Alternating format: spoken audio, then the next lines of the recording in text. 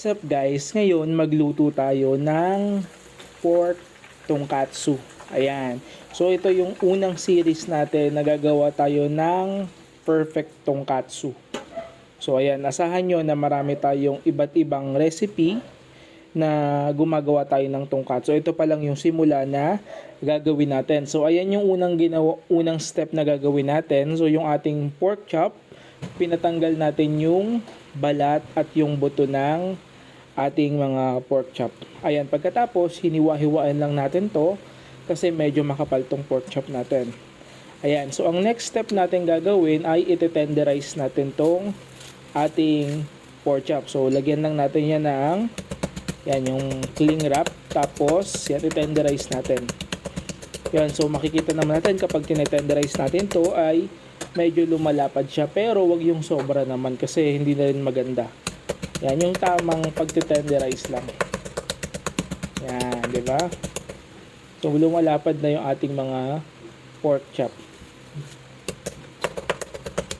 Yan, so ulit-ulitin nyo lang yung proseso hanggang sa matapos nyo. Kung ilan yung pork chop nyo o yung gagawin nyo, ulitin nyo lang yung proseso doon. Yan, pagkatapos nyan, ayan, so lalagyan lang natin yan or bubudburan natin yan ng salt and ground black pepper. Yan, yun lang.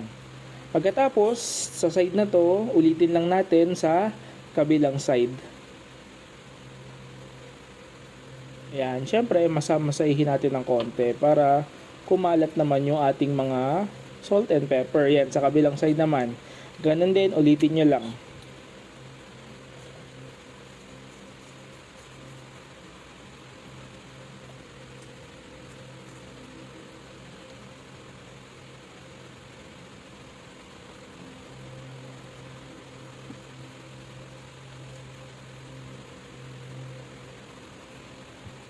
Yan, ganyan lang.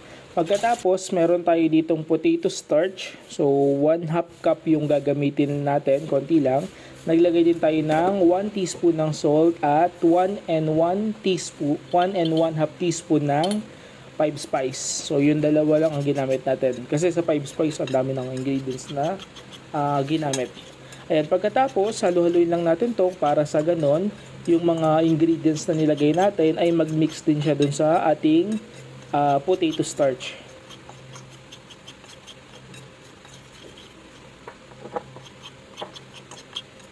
Yan. Pagkatapos nito, i-set aside lang natin to. Ngayon naman ay 2 beaten egg.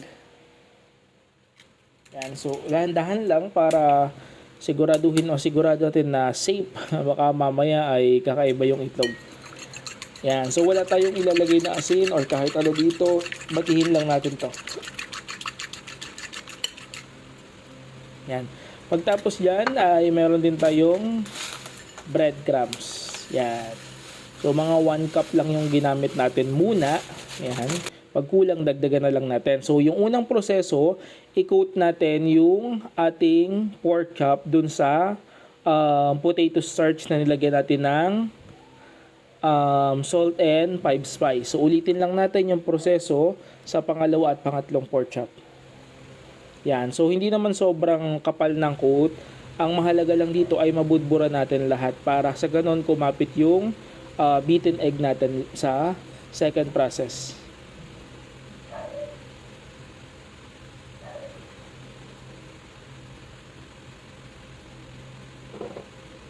Yan. So, ganyan lang.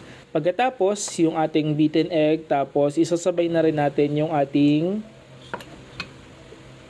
yan, breadcrumbs. Pagsabayin na natin. Pagkalagay sa beaten egg, i-transfer na agad natin siya sa ating breadcrumbs. Ayan, so mahalaga na malagyan lahat ng itlog. Pagkatapos, ayan, so lagyan lang natin. So, tsakin natin na mabudbura natin ito ng breadcrumbs. So, pisil-pisilin natin. Yan.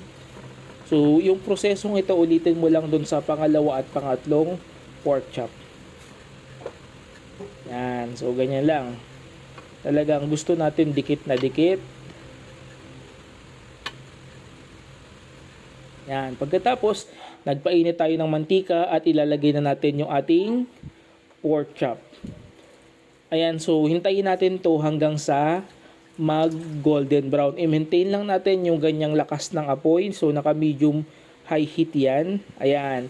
So kapag na golden brown na, sometimes it take 3 to 4 minutes. Yan, golden brown. Hindi na natin siya binaliktad kasi naka lubog naman yung ating tongkatsu.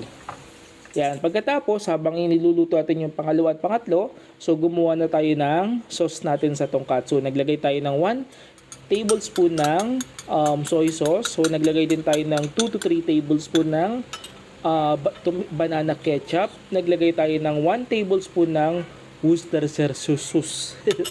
Ayan, tapos naglagay din tayo ng 1 tablespoon ng sugar. Hindi ko mabasa. Ayan, tapos mix well lang natin to. Ayan. So, tikman natin din para masigurado natin na okay yung lasa nito. Kasi baka minsan medyo sobrang tamis or walang lasa. So, kailangan tikman din. Yan, mukhang okay naman na to. Pagkatapos, yung unang pinirito natin dito, i-sample natin siya. Ayan, so chop lang natin siya ng parang into strips.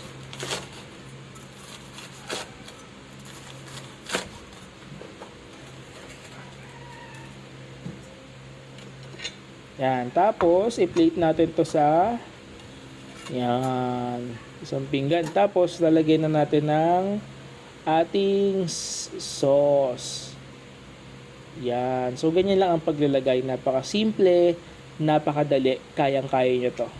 So yun lang, kung nagustuhan nyo tong video na to, huwag nyo kalimutang mag-like, mag-share, mag-subscribe, mag-follow sa aking Facebook and YouTube channel. And subukan nyo na rin to, sigurado masasarapan kayo at ang mga kasama nyo sa bahay. So maraming salamat and God bless you all. Bye-bye!